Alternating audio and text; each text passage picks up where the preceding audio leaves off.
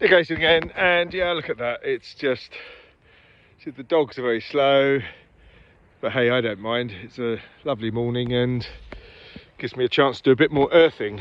And yeah, it's I did some earthing the other day, and the ground was so cold that my toes went blue.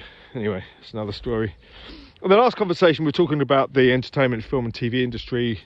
We're talking about the complexity and the inefficiencies of the model, and how everyone gets screwed, really. The creators don't necessarily get what they're due.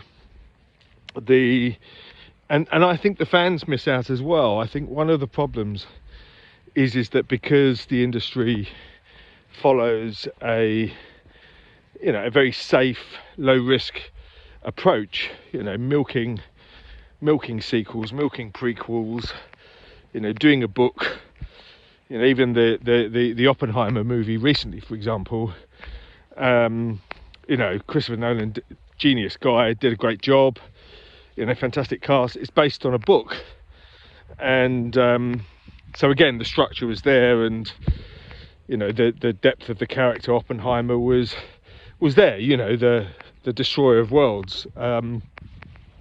And I sort of get that argument, but I'm not clearly a fan of the individual, because anyway. So, but the point is that the industry, it doesn't take risks and doesn't get behind new and interesting talent.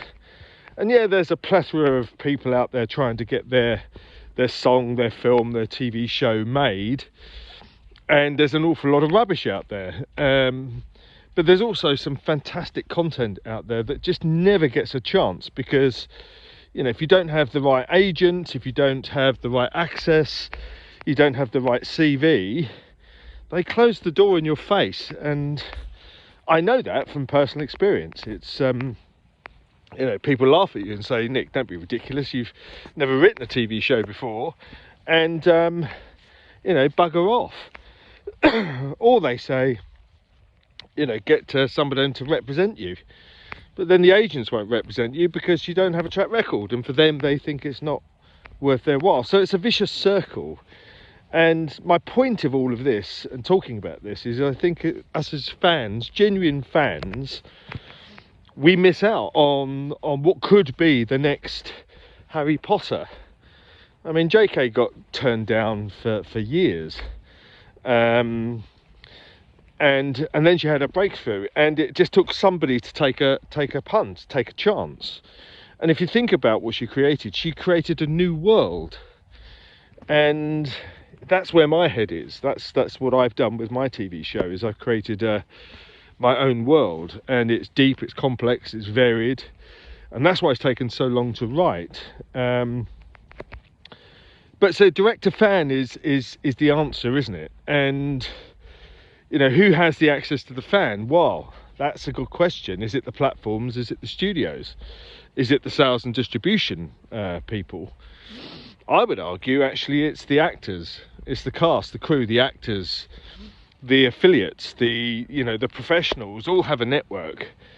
And some of these actors have, millions of followers on social media. And so that plays a big factor in all of this. But it also gets us into the pay and the rewards, the affinity opportunities to distribution, and the paycheck at the end of the month. What happens is that the traditional model tend to sort of give you a check and pay you off. So you have industry rate cards, and you say, right, there's your fee for a director, there's your hourly rate or daily rate for an actor, and then it all goes from there. And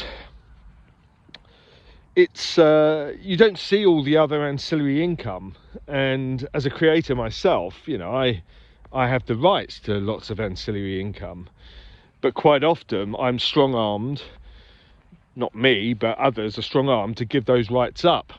So the branding, the distribution, which is expensive, we can get into that, and then you have you know, the other forms of IP and licensing around toys, games, cards, even NFTs, which again we'll go into in a second. But yeah, the revenue model I want to talk about next. Talk soon.